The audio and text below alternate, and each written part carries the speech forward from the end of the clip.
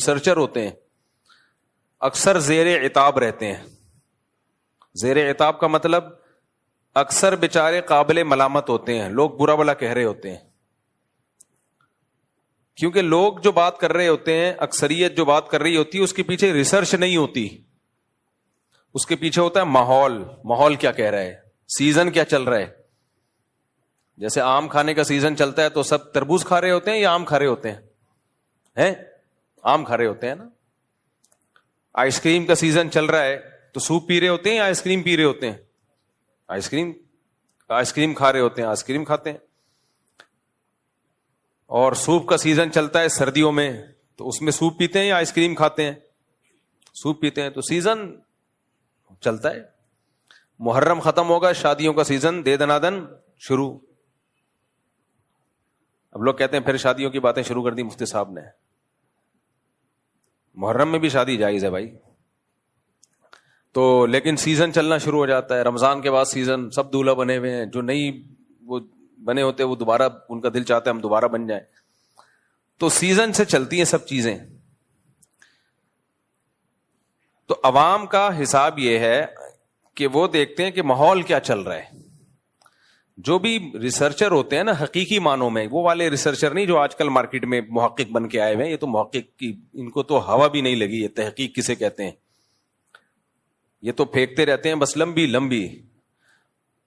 میں ان محققین کی حیثیت آپ کو بتاتا ہوں. ان کی حیثیت آج کل کے جو نام نہاد محققین چل رہے ہیں نا, مذہبی اسکالر جو پراپر وے میں عالم نہیں بنتے. آج کل ایک اور منجن چلنا شروع ہو گیا ہے کہ سنت مؤکدہ کچھ بھی نہیں ہوتا, یا تو فرض ہے یا نوافل ہیں. فرض پڑھنا ضروری ہے, باقی سب فمن تطوع خیرا فہو خیر لہ. قرآن کی آیت پڑھی جاتی ہے کہ جو اضافی جو بھی کچھ کرے گا وہ اس کے لیے بہتر ہے, یعنی نہ کرے تو ٹھیک ہے, کر لے تو اچھی بات ہے. تو اس کی بنیاد بنا کے کتنے لوگوں نے فجر کی سنتیں بھی چھوڑ دیں, ظہر کی سنتیں بھی چھوڑ دیں, مغرب عشاء کی سنتیں بھی چھوڑ دیں. تو یہ نام نہاد جو محققین آج کل آئے ہوئے ہیں نا, ان کی باتوں میں مت آیا کرو. ایک دو حدیثیں پڑھ لیتے ہیں اور ان کو کبھی بھی جواب دلائل سے مت دیا کرو. ان کو ہمیشہ جواب دیا کرو الزامی. الزامی جواب کا مطلب یہ ہوتا ہے, یہ اصول ہمیشہ کے لیے پلے باندھ لو. باطل کے پاس اتنی طاقت نہیں ہوتی کہ وہ دلیل سے بات کرے. وہ دلیل آپ کو دلیل اس لیے لگ رہی ہوتی ہے کہ آپ کا علم بہت کم ہوتا ہے. تو آپ اس کو دلیل دو گے, وہ پھر دلیل کا جواب دے گا, الجھا دے گا آپ کو. اب عالم کو تو پتہ چل جائے گا یہاں گڑبڑ کر رہا ہے, یہ عامی آدمی کے لیے مشکل ہوتی ہے. تو ہمیشہ جب بھی کسی اہل باطل سے آپ کا مقابلہ ہونا, الزامی جواب دیا کرو. الزامی کا مطلب کیا ہوتا ہے؟ الزامی کا مطلب یہ ہوتا ہے کہ اگر آپ کا یہ اصول ٹھیک مان لیتے ہیں ہم, تو پھر آپ خود اس اصول کو کئی جگہ پہ کیوں توڑ رہے ہو؟ آپ بھی تو اس اصول کو خود کئی جگہ پہ توڑتے ہو. تو یہ لوگ جو کہتے ہیں نا سنت موقع, لوگ ویسے ہی نماز نہیں پڑھ رہے آج کل. پڑھتے ہیں تو اتنی لنگڑی لولی نمازیں کہ سنت موقع ہی ختم کر دیں. تو جو بھی آپ سے کہا کرے نا سنت موقع نہیں ہوتی, تو اس سے کہیں کہ اچھا ٹھیک ہے, پھر ہم پھر نماز ایسے شروع کریں گے, اللہ اکبر کہہ کے نیت باندھی, ثنا پڑھنے کی ضرورت نہیں ہے کیونکہ سبحانک اللہم یہ لازم نہیں ہے. ڈائریکٹ سورہ فاتحہ پڑھو, اس سے پہلے اعوذ باللہ بسم اللہ بھی پڑھنے کی ضرورت, بلکہ ہم وضو سے شروع کرتے ہیں. وضو میں صرف 4 فرض ہیں, کلی کرنے کی بھی ضرورت نہیں ہے, ناک میں پانی ڈالنے کی بھی ضرورت نہیں ہے, نفل ہے جو ڈال لے ٹھیک ہے, نہیں ڈالے ساری زندگی نہ ناک میں پانی ڈالے. اور 1 دفعہ چہرہ دھونا فرض ہے, 3 دفعہ فرض نہیں ہے, ایک ہی دفعہ دھوئے. کیا ضرورت ہے 3 دفعہ دھونے کی؟ آپ کہہ سکتے ہیں کہ دھو لے تو ثواب ہی ملے گا نا, اس لیے ہم ترغیب دیتے ہیں کہ دھو لیں.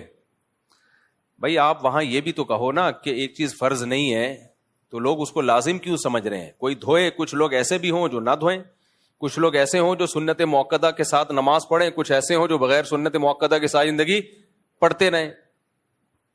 تو جو چیز لازم نہیں ہے اس کی تاکید کیوں کر رہے ہو آپ؟ تو ایسا ہونا چاہیے کہ 1 دفعہ چہرہ دھوئیں اور 1 دفعہ بازو دھوئیں, بس اتنا کہ ہاتھ گیلے ہو جائیں. 3 دفعہ کے تکلف کی ضرورت نہیں ہے. اور پھر جب نماز پڑھیں تو سورہ فاتحہ سے ڈائریکٹ شروع کر دیں. اعوذ باللہ بسم اللہ پڑھنے کی، ثنا پڑھنے کی ضرورت نہیں ہے. پھر جب رکوع میں جائیں تو بہت سے فقہا کے نزدیک رکوع کی تسبیحات لازمی نہیں ہے، سنت ہے، سنت مؤکدہ ہے، تو اس کی بھی ضرورت نہیں ہے. ٹھک سے رکوع کیا اور ایسے کر کے ٹھک سے کھڑے ہو گئے. کیا خیال ہے بھائی؟ کوئی ضروری تھوڑی ہے. آپ کسی بھی مفتی سے پوچھیں کہ کسی سے رکوع کی تسبیحات اگر رہ جائیں تو کیا نماز ہو جائے گی؟ وہ کہے گا ہاں ہو جائے گی، کیونکہ واجب نہیں ہے. اور اگر کسی کے نزدیک واجب ہے تو 3 دفعہ واجب نہیں ہے، 1 دفعہ واجب ہے. تو 3 دفعہ بالکل نہ پڑھیں، 1 دفعہ پڑھ لیں اور ہمیشہ یہی معمول بنائیں. پھر سجدے میں جائیں تو 1 تسبیح پڑھ لیں اور وہ بھی نہ پڑھیں تو بھی کوئی ضروری نہیں ہے. اس طریقے سے 4 رکعتیں پڑھیں اور آخری رکعت میں اتحیات کے بعد درود شریف پڑھنا لازم نہیں ہے. کسی کے نزدیک بھی واجب نہیں ہے، سنت ہے، تو وہ بھی نہ پڑھیں. ہمیشہ اتحیات کے بعد سلام پھر لیں. اور ہاتھ باندھنے کی بھی ضرورت نہیں ہے، ویسے ہاتھ کھول کے نماز پڑھ لیں. تو جب شریعت کے ہر حکم میں، یہ تو صرف ایک حکم ہے نا، افطار روزہ جب آپ رکھتے ہیں تو افطار میں جلدی کرنا کیا واجب ہے؟ اگر کوئی جلدی افطار نہیں کرے گا تو کسی سے سنا گنہگار ہوگا. میری طرف توجہ، کوئی گناہ نہیں ہے بھائی. بہتر ہے جلدی کر لیں افطار، تو نہ کریں، 1 گھنٹے بعد افطار کر لیا کریں. تو یہ پورا دین جو ہے نا ہمارا، یہ ڈھانچہ رہ جائے گا، کھوکھلا ہو جائے گا بالکل. فقہائے کرام نے دین کو بہت اچھی طرح سمجھا ہے، بہت ڈیپ میں گئے ہیں. انہوں نے کہا کہ بھائی دیر آر 2 ٹائپس آف سنت. سنت کی کتنی قسمیں ہیں؟ 2. ہم نے جب نبی کی سیرت میں غور کیا تو پتا چلا کہ کچھ سنتیں ایسی ہوتی ہیں جن کی تاکید نہیں ہے، وہ چھوڑ دیں ساری زندگی، کوئی مسئلہ نہیں ہے. لیکن کچھ سنتیں ایسی ہیں جن کی تاکید ہے، اور تاکید کی وجہ سے ان کو کیا کہا گیا؟ سنت مؤکدہ. وہ کبھی کبھار چھوٹ جائیں تو ٹھیک ہے، بلا وجہ چھوڑنا وہ ٹھیک نہیں ہے. جو چھوڑنے کا معمول بنا لے گا تو غالب گمانے کے وہ گنہگار ہوگا اور اس کو یہ کام کرنے نہیں دیا جائے گا، قابل ملامت ہوگا، برا بلا کہا جائے گا اس کو. لہذا اگر کوئی نماز شروع کرتا ہے، نہ سبحانک اللہم پڑھتا ہے، نہ اعوذ باللہ بسم اللہ پڑھتا ہے، نہ رکوع کی تسبیحات پڑھتا ہے، نماز تو ہو گئی بھائی، فرض ہے، اللہ نے فرض کی، جو فرائض تھے وہ پورے کر لیے. قضا اب اس کی قضا لازم نہیں ہے، فرض ادا ہو گیا. کیا اس پر ہم یہ آیت پڑھ لیں گے فمن تطوع خیرا فہو خیر لہ؟ جو اضافی کرنا چاہے ثنا بھی پڑھ لے اور درود شریف بھی پڑھ لے وہ بہتر ہے، نہ پڑھے تو کوئی حرج نہیں. نہ نماز کیا کہلائے گی؟ ناقص. تو جیسے نماز کے اندر 2 طرح کی سنتیں ہیں، کچھ سنت مؤکدہ اور غیر مؤکدہ، اسی طرح نماز کے باہر کی بھی کچھ سنتیں ہیں، کچھ سنت مؤکدہ اور کچھ سنتیں غیر مؤکدہ. نبی نے کبھی بھی فجر کی نماز سے پہلے 2 سنتیں ضائع نہیں کی ہیں، اور یہ نماز میں شامل ہیں فرائض کی تکمیلات کے لیے. اس کی سب سے بڑی دلیل یہ ہے کہ ہمیں کچھ سنتیں ایسی ملتی ہیں جو فرائض کے توابع میں سے نہیں ہیں، فرائض کے تابع نہیں ہیں. جیسے اشراق کی نماز، کسی نے فجر نہ بھی پڑھی ہو تو اشراق پڑھے گا، ہو جائے گی. عشاء نہ بھی پڑھی ہو تہجد پڑھے گا، تہجد کہلائے گی وہ. لیکن فجر کی 2 سنتیں جب ہی سنت کہلائیں گی جب 2 فرض بھی ہو اس کے ساتھ، کیونکہ وہ ہیں ہی فرض کی وجہ سے ہیں. وہ فرض نہ ہوتی تو وہ بھی نہ ہوتی. ظہر کی سے پہلے کی 4 سنتیں ان کی انڈیویجولی کوئی حیثیت نہیں ہے، وہ جب ہی ہیں جب ظہر کے 4 فرض آپ نے پڑھنے ہیں. اسی طرح ظہر کے بعد کی 2 سنتیں جب ہی ہیں جب ظہر کے 4 فرض پڑھنے ہیں. کوئی اکیلے 2 سنتیں پڑھ کے چلا جائے تو اس کی کوئی حیثیت، وہ عام نوافل ہوں گے وہ.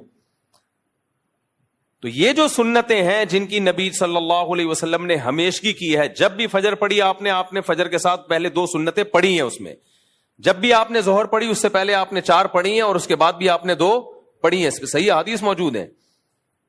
تو اس لیے فقہائے کرام نے ان میں بھی تفریق کی ہے، ایک سنت مؤکدہ اور ایک سنت غیر مؤکدہ.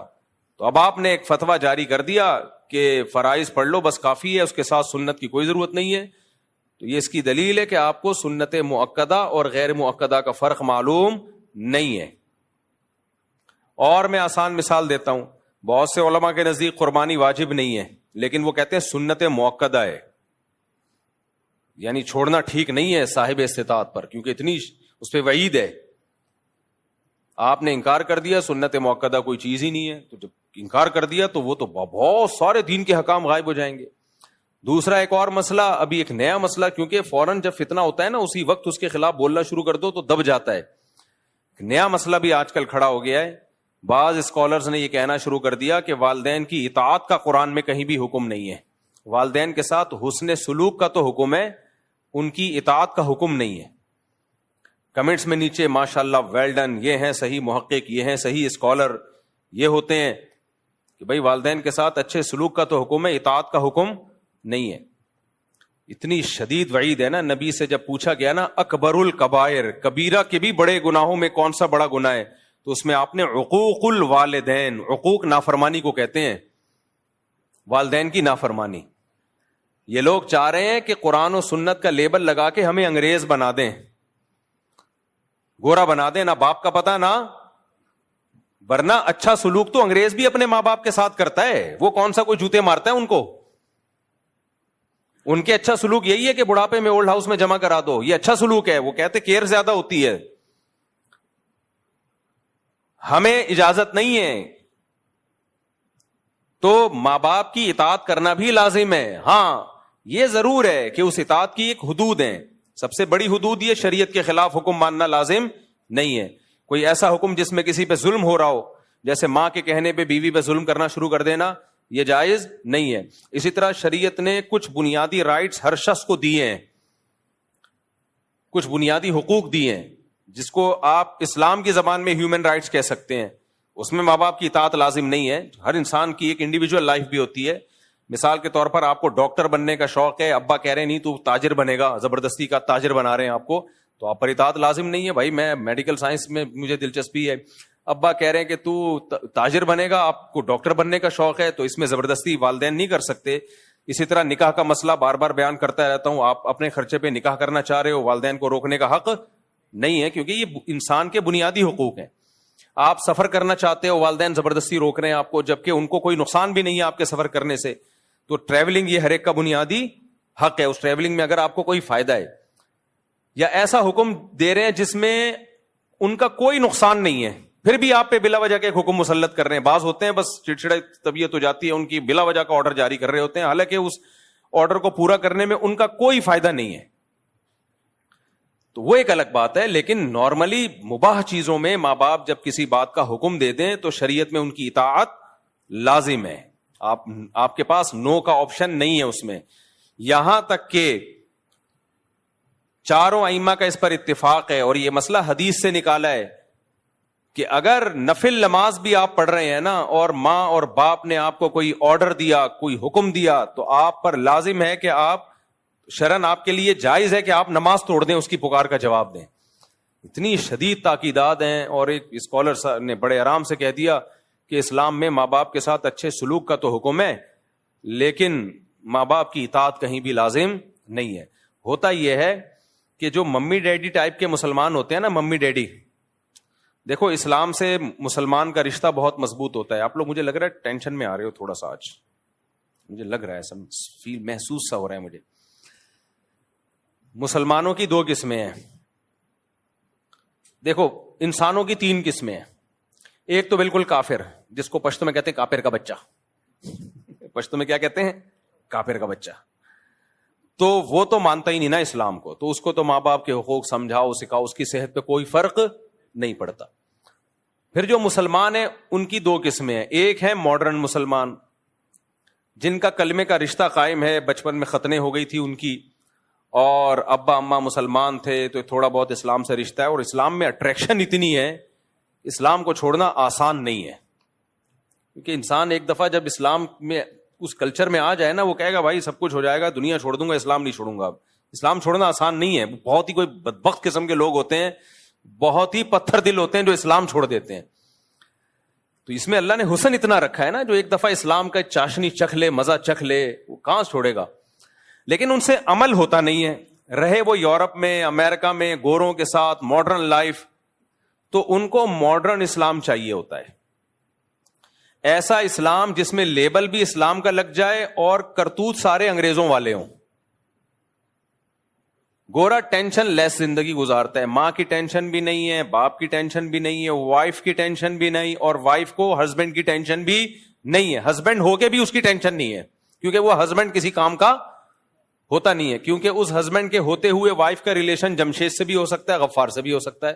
انگریزوں میں یہ ابھی میں تو پورا اسٹڈی کر کے آیا ہوں, وکیلوں سے پوچھا میں نے لا کیا چل رہا ہے, اگر انہوں نے کہا سب سیٹ ہے, تو وائف کسی اور سے ریلیشن قائم کر لے تو بھی کچھ نہیں ہوتا, ہسبینڈ کسی اور سے ریلیشن قائم کر لے تو اچھا, ہسبینڈ بیوی کو کسی بات کا آرڈر دے تو بھی کچھ نہیں ہوتا, اور بیوی ہسبینڈ سے نان نفقے کا مطالبہ کرے وہ نہ دے تو بھی کچھ نہیں ہوتا. تو جب کچھ نہیں ہوتا تو کمبختو تمہیں تکلف کی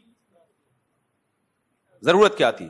بس ایک مصیبت میں پھنس جاتے ہیں وہ لوگ, وہ مصیبت یہ کہ جب تک گرل فرینڈ تھی تو کوئی ٹینشن نہیں تھی, شادی کر لی تو اب بریک اپ نہیں ہو سکتا, بریک اپ کرو گے تو آدھی پراپرٹی دو گے آپ, تو اس ٹینشن کے سلسلے میں وہ کیا کر رہے ہوتے ہیں, شادی کر رہے ہوتے ہیں.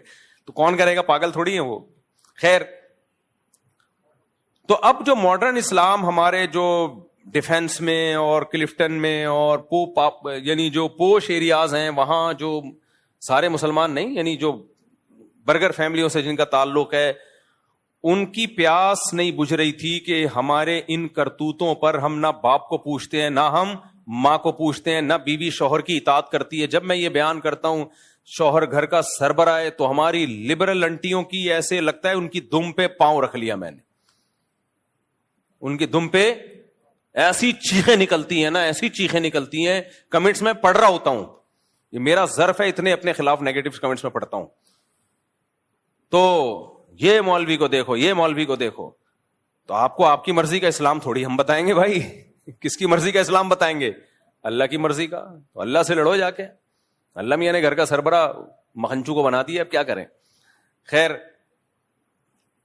آپ کو ماننا پڑے گا میں ماتحت ہوں, بس میں نے چھوڑ دو اسلام. کس نے کہا ہے اسلام کو چینج نہیں کرو, اسلام چھوڑ دو. آپ بولو بھائی مجھے ایک گورے سے شادی کرنی ہے, مجھے نیلسن چاہیے, جمشید نہیں چاہیے, مجھے کیا چاہیے؟ نیلسن. اور کیا ہوتا ہے؟ مائیکل چاہیے, مجھے مائیکل. میکائل نہیں چاہیے, مجھے کیا چاہیے؟ مائیکل. تو آپ پھر وہاں جاؤ نا, وہاں آزادی ہے بھائی, کوئی سربراہ وربراہ نہیں ہوتا. گورا ڈانٹ بھی نہیں سکتا بیوی کو, ڈانٹ دینا تو وہ کیس کر دے گی. تو اس لیے پھر ایسے ہی کسی ماڈرن سے آپ نکاح کریں. تو یہ کیا بات ہے ادھر پیڑے کھانے کے لیے, کیونکہ پتہ ہے گورے سے وہ تو کوئی حقوق نہیں ہوتے اس کے, عشق معاشقہ ہو جائے تو کر لیتی ہیں, ورنہ پتہ ہے کچھ بھی نہیں ملے گا وہاں. تو اسلام کے فائدے اٹھانے کے لیے آپ کو جمشید چاہیے, اور جب جمشید کے حقوق اسلام بیان کر رہا ہے وہ والے گوروں سے چاہیے. یہ نہیں چلے گا بھائی, یہ اسلام نہیں مانتا. خیر, اسلام کی عقل بھی نہیں مانتی ہے, تو یا تو پورے ادھر کو جاؤ یا پورے ادھر کو کھسک جاؤ. تو اب کیا مسئلہ ہے؟ اب مسئلہ یہ ہے کہ جو ماڈرن قسم کے لبرل قسم کے ہمارے مسلمان ہیں, جو چاہتے ہیں کہ یار یہ ہمارے پہ داڑھی رکھتے ہوئے ان کو لگتا ہے کہ ہم ملا نظر آئیں گے, بالکل ہی پروفیشنل قسم کے مولانا نظر آئیں گے, لوگ کہیں گے یار تم ٹھیک ہے اسلام کو فالو کرو, ٹھیک ہے نماز روزے کی حد تک ٹھیک ہے یار, انسان کا ایک روحانی تسکین ہوتی ہے, ہر مذہب میں ہوتا ہے. ہم جب ایئرپورٹ پہ جاتے ہیں تو پہلے ایئرپورٹ پہ یہ ہوتا تھا, دنیا کے تقریباً ہر ایئرپورٹ پہ ہی نماز کی جگہ, کیونکہ مسلمان ہی نماز پڑھتے ہیں زیادہ تر. لیکن اب انہوں نے تھوڑا سا ایئرپورٹ والوں نے یہ کیا کہ لوگ اعتراض کریں گے بھی مسلمانوں کی مسجدیں کیوں بن رہی ہیں, تو ہندوؤں کی بھی ہونی چاہیے اور سکھوں کی بھی, تو بنانا شروع کر دی ایئرپورٹ پہ, لیکن وہاں لوگ کوئی خاص نظر نہیں آتے ہیں. تو عبادت تو سبھی کر رہے ہوتے ہیں نا, ہر مذہب کے لوگ. اصل تو یہ ہوتا ہے کہ اسلام کلچر کے اندر لے کر آؤ. یہ بڑا مشکل کام ہے بھائی, یہ بڑا مشکل کام ہے. اپنے کلچر کو کیا بناؤ؟ اسلام. تو آپ کا حلیہ اور یہ سب چیزیں اسلام کے مطابق ہوں, عورت پردہ کر لے. تو اب ہماری لبرل انٹیاں اور ہمارے لبرل انٹے, ان کو کیا چاہیے کہ اسلام سے ظاہر اتنا ظرف نہیں ہے کہ اسلام چھوڑ دیں, وہ اتنا ایمان کی رمق ہے. تو ان کو پھر اس ٹائپ کے اسکالرز چاہیے ہوتے ہیں جو مغربی تہذیب کو مشرف با اسلام کر دیں. تہذیب مغربی ہو, ویسٹرن تہذیب ہو, اور اس پہ لیبل کیا لگا دیں؟ قرآن و سنت کا, تاکہ ان کی تھوڑی سی ایک پیاس بجھ جائے, تھوڑی سی ان کو تسلی مل جائے. جیسے جب کسی نے کسی چیز کو حلال کرنا ہوتا ہے نا, میں اکثر ایک چٹکلا سناتا ہوں نا, بہت دفعہ سنا چکا ہوں, آپ شاید بور ہو جاؤ دوبارہ, لیکن سنا دیتے ہیں کیا جا رہا ہے. تو یہ اس بات کو سمجھانے کے لیے جو ابھی میں بتا رہا ہوں, وہ بار بار کہتا ہوں نا, ایک مولوی صاحب چوری کے خلاف بیان کرتے تھے, تو ایک دن کھانا نہیں تھا گھر میں, بیگم سے انہوں نے کہا پڑوسیوں کی مرغی چوری کر لے. تو بیگم نے کہا بھائی مرغی تو آپ چوری, تو آپ خود اتنے بیانات کر چکے ہو کہ چوری اسلام میں حرام ہے. اب ظاہر ہے مولوی صاحب کا بھی تو ضمیر ملامت کر رہا ہوگا نا کہ یار میں اتنے بیانات کر چکا ہوں, غلط ہے. لیکن کہیں نہ کہیں سے حاشیہ نکال لیا انہوں نے کہا بھائی دیکھو, ہم مرغی نہیں کھائیں گے, شوربے سے روٹی لگا کے کھائیں گے. چوری کی مرغی نہیں کھائیں گے ہم روٹی کس سے کھائیں گے؟ شوربے سے. اب وہ یہ نہیں کر سکتے تھے کہ نہیں جب حرام ہے تو ہم حرام کھائیں گے. اپنے دل کو تھوڑی تسلی دینی پڑتی ہے انسان کو, غلط کام کرتے ہوئے بھی کچھ نہ کچھ. ہاں, جس کا ضمیر بالکل ہی مردہ ہو چکا وہ تسلیہ نہیں دیتا, لیکن تھوڑا سا ضمیر زندہ ہو تو کہیں سے گنجائشیں نکال رہا ہوتا ہے. تو مولوی صاحب تھے, وہ چوری کے خلاف بیان کرتے تھے. انہوں نے کہا بھائی شوربے سے لگا لیں گے, بوٹیاں نہیں کھائیں گے ہم, حرام تو بوٹیاں ہیں نا. تو بیگم جب شوربہ یوں کر کے دیگچی یوں کر کے نکال رہی ہے تو اور بوٹیاں چمچ سے پیچھے کر رہی ہے, تو مولوی صاحب نے بولا کہ چمچ کا استعمال مت کرو, جو خود سے آئے اسے آنے دو, جو بوٹی خود سے آئے اسے آنے دو. بالکل یہی کام ہمارے جو پوش علاقے ہیں, مالدار علاقے ہیں, وہاں کے رہنے والے برگر فیملیوں کے پیرنٹس اور برگر فیملیوں کے بچیز یہ کام کر رہے ہیں. برگر فیملی تو بچے تھوڑی ہوتے ہیں, ان کے بچیز ہوتے ہیں, بچیز, حالانکہ ہوتا ایک ہی ہے, ایک آدھ سے زیادہ ان کے ہوتے نہیں ہیں. تو بچیز یہ لوگ یہ کام کر, تو ان کو چاہیے پھر ایسا اسکالر جو کم از کم مفتی طارق مسعود کے ٹریک پہ بالکل اس سے 180 ڈگری پہ ہو. ہمیں تو بالکل ہی کسی کھانچے میں بیٹھتے ہی نہیں نا, ہم جیسے فنڈامنٹلسٹ مولانا, تو ہم تو کسی کھانچے میں بیٹھتے ہی نہیں ہیں ان کے. تو ان کو پھر ایسا اسکالر چاہیے ہوتا ہے کہ یار ہم داڑھی بھی نہ رکھیں, ہم ملا لگیں گے دیکھنے میں, اور ساس بہو کی خدمت, اوہو کیا عذاب ہے یار. اپنے ماں باپ کی ہوئی نہیں ہم سے, جو سگے فادر اور سگی مدر ہیں, یہ تو فادر ان لا اور مدر ان لا ہے, یہ کیا لگتے ہیں ہمارے, ہسبینڈ کی نہیں کر رہی, وہ ساس کی کہاں سے کرے گی یار. جس کو اسلام کا یہ حکم سمجھ میں نہیں آ رہا کہ ہسبینڈ کی خدمت لازم ہے, وہ ساس سسر کی کہاں کرے گی. تو ان کو جب ایسے اسکالر ملتے ہیں نا کہ اسلام میں ساس سسر کی خدمت لازم نہیں ہے, عورت پہ گھر کے کام کاج لازم نہیں ہے, اور اب نیا لیٹسٹ بالکل فتویٰ مارکیٹ میں آیا ہے کہ ماں باپ کی اطاعت بھی لازم, بولو نہیں, بس اچھا سلوک ہے.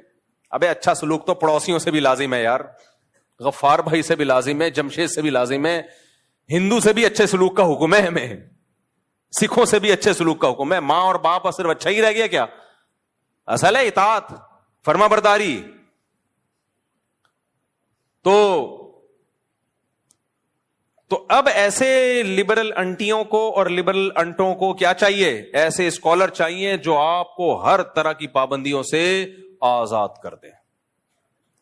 تو پھر وہ ان کو ایسے لوگ بہت اچھے لگتے ہیں جو اس طرح کی باتیں کر رہے ہوتے ہیں کہ نہ اس کی خدمت لازم, نہ اس کی خدمت لازم, نہ فلانے کی خدمت لازم, ہر آدمی انڈیویجول ہے, آزاد ہے, ہر آدمی کی اپنی لائف ہے.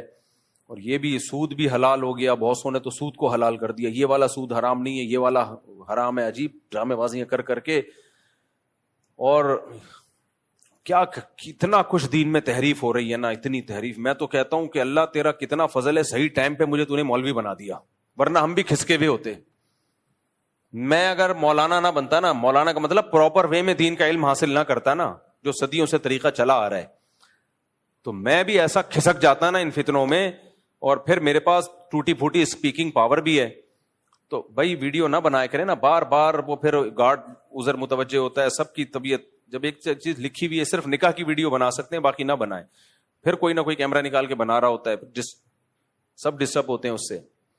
تو میں اگر پراپر وے میں میرے بھائی ٹوٹا پھوٹا علم حاصل نہ کیا ہوتا نا, تو پھر ہم بھی اوٹ پٹانگ قسم کے کبھی کیا فتوا ٹھوکتے رہو بیٹھ کے, پھینکتے رہو بیٹھ کے, ٹھوکتے رہو اور پھینکتے رہو. اتنے گھروں میں فسادات ہوئے نا, اتنے گھروں میں فسادات اس فتوے کے نتیجے میں کہ بہو پر ساس سسر کی خدمت لازم نہیں ہے. اتنی بہویں باغی ہوئی ہیں, گھروں کا نظام تباہ و برباد ہو گیا. یار کچھ تو سوچو بات کرنے سے پہلے. آپ کی ماں اگر آپ کی بیٹی بیوی سے پانی مانگتی ہے, اور آپ کی بیوی جواب میں یہ کہہ دے کہ میرے اوپر آپ کی خدمت لازم نہیں ہے، وہ ماں کی 2 ٹکے کی حیثیت رہے گی گھر کے اندر؟ 2 ٹکے کی حیثیت رہے گی اس ماں کی؟ کیا اس کے دل پہ چھرے نہیں چلیں گے؟ باپ کہہ رہا ہے اپنی بہو سے کہ بیٹا مجھے روٹی پکا دو، میں بھوک لگ رہی ہے، مجھے نہیں پکانا آتی، تم فارغ بیٹھی ہو پکا دو. وہ کہے میرے اوپر آپ کی خدمت لازم نہیں ہے، میں نہیں پکا رہی، پھینک دو، بس کچھ بھی پھینک دو. پتہ نہیں یہ لوگ اپنی بیویوں کو کیسے رکھتے ہیں اپنے گھروں میں اپنے ماں باپ کے ساتھ. جو اسکالر فتویٰ دینا کہ عورت پر ساس سسر کی خدمت لازم نہیں ہے، اس کو بولا کہ سب سے پہلے یہ فتویٰ اپنی بیوی کو سکھایا کرو کہ تم پر لازم نہیں ہے. میری ماں بولے نا چائے بناؤ، تم پر لازم نہیں ہے، اور میرا کلپ چلا دینا کہ آپ کا بیٹا کہہ رہا ہے کہ آپ کی خدمت مجھ پر لازم بولو نہیں. آج ایک صاحب آئے، ہاں ظلم بہرحال ظلم ہے، اس کے خلاف آواز اٹھانی چاہیے. بعض ساسوں نے بہوؤں کا نچوڑ دیا ہے بالکل، نہ یہ دیکھ رہی ہوتی ہیں اس کے سونے کا ٹائم کیا ہے، نہ یہ دیکھ رہی ہوتی ہیں اس کی طبیعت کیا ہے. تو ماسی نہیں ہے وہ، بہرحال اس کو ایسا غلام بنا لینا کہ ماسی میں اور بہو میں فرق ختم ہو جائے، غلط ہے. لیکن جب بھی اجتماعی سطح پہ رہا جاتا ہے تو ایک دوسرے کی خدمت کی جاتی ہے، خیال کیا جاتا ہے. آج ایک صاحب نے بتایا کہ کیا حالات ہیں کہ بیگم صاحبہ نے کہیں بیان سن لیا کہ گھر سنبھالنا جو ہے، یعنی گھر میں انتظام گھر کا کرنا، یہ ہم عورت کے ذمے نہیں ہے. کھلا وہ ہو رہا ہے، پلا وہ ہو رہا ہے، وہ بیٹھی ہوئی ہے کچھ بھی نہیں کر رہی سارا دن. میرے ذمے نہیں ہے، آپ کے ذمے ہے کہ آپ ماسی رکھیں، ٹھیک ہے نا. تو بچے تو ویسے ہی پیدا نہیں ہو رہے، وہ ایک آدھ کے بعد ختم ہو جاتے ہیں، تو کچھ کیا ذمے میں بھائی. پھر نبی صلی اللہ علیہ وسلم نے سیدہ فاطمہ کے ذمے لگایا کہ گھر سنبھالنا کس کے ذمے ہے؟ سیدہ فاطمہ کے ذمے. سیدہ فاطمہ سے بڑی کوئی عورت ہو سکتی ہے؟ ان سے بڑی کوئی شہزادی ہو سکتی ہے؟ اور حضرت علی کے ذمے لگایا گھر کے باہر کا کام کس کے ذمے ہے؟ آپ کے ذمے. ہاں یہ بات الگ ہے، فقہا نے یہ مسئلہ بیان کیا ہے کہ اگر کوئی بہت مالدار گھرانے سے ہو، بہت بڑے گھرانے کی لڑکی ہے جن کے گھروں میں کام کاج کا رواج ہی نہیں ہے، اب آپ رائل فیملی کی کسی شہزادی سے شادی کر کے گھر لے آئیں، پھر تھوڑی وہ کھانا پکائے گی. کیونکہ قرآن نے کہا عاشروہن بالمعروف، معروف طریقے سے ان کے ساتھ چلو. تو معروف طریقہ ہر قوم کا، ہر کلچر کا الگ ہوتا ہے. تو جو بہت مالدار گھرانے کی عورتیں ہیں جن کے گھروں میں نوکر چاکر ہوتے ہیں، تو اس کو یہ رائٹ پورا شریعت نے دیا ہے کہ وہ کام کاج سے انکار کر دے. لیکن نارمل جو لوگ، زیادہ تر لوگ متوسط گھرانوں کے ہوتے ہیں، درمیانے گھرانوں کے ہوتے ہیں، وہاں کے لیے یہی حکم ہے بھائی، جیسے اپنے ماں باپ کے گھر میں آپ تھی تو اب یہاں گھر سنبھالنا کس کی ذمہ داری ہے؟ آپ کی ذمہ داری ہے. ٹھیک ہے شوہر کو اللہ نے مال دیا تو وہ ماسی وغیرہ کا بھی انتظام کرے، نہیں دیا تو تمہارے ذمہ ہے بھائی، یہ تم نے سنبھالنا ہے گھر.